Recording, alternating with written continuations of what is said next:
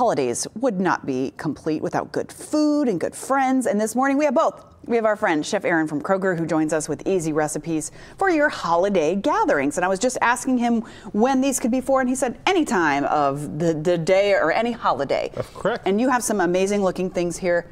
What is this? Right here. So Are we starting there? We could start. What is it? It looks like stuffing. You always have room for dessert if you start with dessert. Okay. So this is cinnamon. Wait a minute. Say it again. You always have room for dessert. If you start with dessert. If you start with dessert. So this is what? This is cinnamon roll bread pudding. Okay. Oh, so take a deep breath here. It goes further than that, and we'll get to the sauce. So cinnamon roll bread pudding, but it's the easiest bread pudding you've ever made in your entire life. So what you're going to do is you're going to cook the cinnamon rolls according to packaging. I have 2 packs here. Cook them, don't ice them. Save the icing. Okay. Okay. So like just cook them regular. Yeah, cook them as is, and you're going to let them cool off, and you're going to chop them up in about 1-inch pieces. And what you're going to do is you're going to melt 2 cups of vanilla bean ice cream.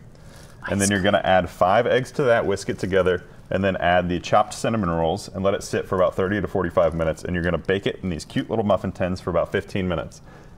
As that's happening, you are going to put 2 ounces of Woodford Reserve into the pan. Be careful. Stop it right now. Be careful, it is flammable. And then you're gonna, as that's cooking about maybe 15 seconds, 30 seconds at most, you're gonna add another cup of ice cream in. And then this handy dandy little icing that you reserved, you're gonna put 1 packet right in the pan. And as that comes out. Oh my gosh, you're a mad scientist. Look at this. Oh. Listen, the more sauce, the better. If you have kids and you don't want to use the bourbon, don't use the bourbon. But as an adult, I highly recommend it. That'll soak up all together, and you want all that sauce in there. You're going to dip it up. That's just my portion. Okay, I'm going to eat all 3 of those. Exactly. That really is clever. Super simple. You're utilizing the ice cream in multiple ways. Ice cream is already a creme anglaise as it is, so the sauce makes complete sense. Just adding a couple extra things to it. That's amazing, Chef Aaron. So this is a shrimp cocktail with a twist. Okay. And what I've done is I've made it to where you don't really need a dipping sauce with this shrimp cocktail. I've taken cilantro, lime juice, extra virgin olive oil, red wine vinegar, salt, pepper, and garlic powder, and all those measurements will be on the website. And I've thrown it in the bowl, and I've mixed that all together. And what you're going to do is you're going to take the shrimp, and you don't have to toss it like I'm tossing it.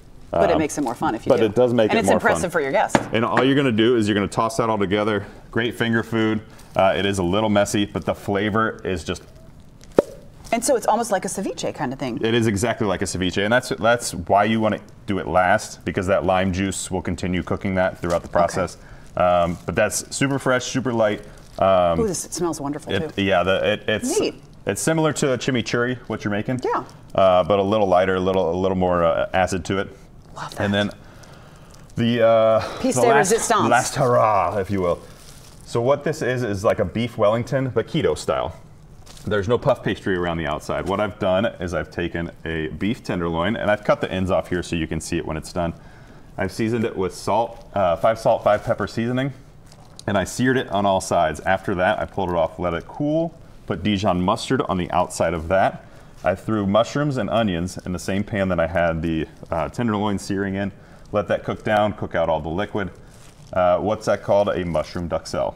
Okay. So I only went about 20-30 minutes on the mushrooms. Normally you'd cook it about 45 minutes to an hour. Leave a little bit of moisture in there, and then I layered prosciutto over the top. You're going to bake that for about 40 minutes until it's about 130 degrees. It'll come out beautiful just like this. Wow. And what we have in the liquor store is the Christmas at Biltmore. Which I've heard is fantastic. Not just the wine, but the actual Christmas at Biltmore. Well, but the wine is supposed to be good too. There's only one way to find out what it tastes like. There is. I will find this out later because I'm not allowed to do it right now. But trust me, I will let you know. These look super complicated. They are not, okay? This looks really high end. It just takes a little bit of time and patience. See, my mom would love this too because she's into the no carb kind of thing. And you said, so it's like a beef Wellington, but without the puff pastry. There you go. Love it. Obviously, the potatoes and green beans are optional. It looks great for display. I roasted all that as well. Yeah, it looks very, very fancy. Well, all this looks very fancy, and Chef Aaron always does such an amazing job of making it accessible. And all this stuff you can find right at your Kroger store, right? Of course. And Merry Christmas. Merry Christmas and Happy Holidays to you too. And if we want to find all this, we've got the recipes at local12.com. The recipes or we will at get them local12.com, yes. Usually under the Get It Now tab. Chef Aaron, thank you so much for coming in all year long and making these great recipes for us. We appreciate it. Thanks for checking out the Local 12 YouTube channel. Click the links and tap subscribe to get notified anytime we post.